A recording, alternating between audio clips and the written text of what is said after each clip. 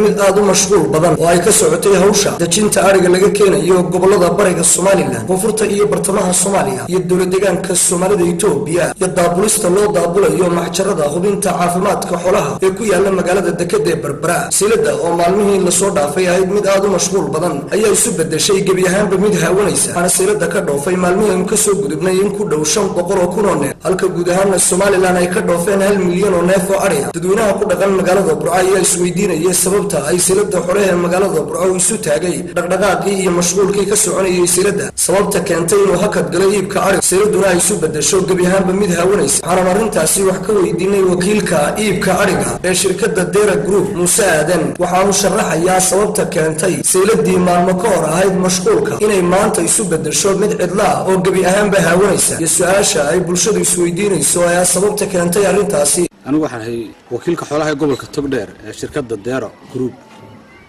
marka yani waxaan joognaa xilliga xajka waxa la rabay xoolo badan inay ka dhoofaan dalka marka waxa dhacday 10kii casho u dambeysay inay xoolihii isu xanibeen nidaam magaranaysa hoos u dhac ku yimaado nidaamkaas wuxuu ka yimi Sacuudiga wuxuu naga qalan jiray xoolo yar yar oo maaragtay laba jirkaba ka hooseeya ay xilliga gowraca qaadan jiray xoolihii waxa la yiraahdo miisaamaya xoolahan ka waaweyn baa la qaadanaya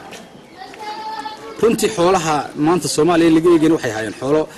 la mooday tiradan inaanay lahayn xilligii 20kii hore halkii laga eegay ma garanaysaa in 500 kun ka dhoofaan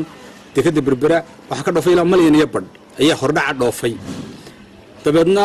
yani xooluhu 12 bilood way soconayeen oo xilliga arafun bay xooluhu ugu badayeen laakiin 12 bilood ba xoolahaas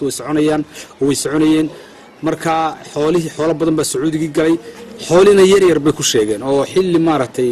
nidaameynan hore u aqoon ayay nimankii Sacuudiga soo saaray xoolaha qaadan jiray shirkadahoodii waxa xoolahan waa yar xoolo waaweyn baan doonaynaa waxa sababay marka hore hota karan bay heleen Hargeysa oo doog bay heleen ka horreeyay roobkan markii xigta ariga ogaadeenaya ka yimaada waa arigan Burco soo gala badiisu ka laf dhaadheer yahay marka nimankii waa kun xoolo gisaar u bedelay xoolo yar gowraca la sadaqaadka ha bedelay bay xoolo miisaan la doonay marka xoolo miisaan kale haba waxay u bateen Hargeysa 10kan casho u dambeeyay ayay Hargeysa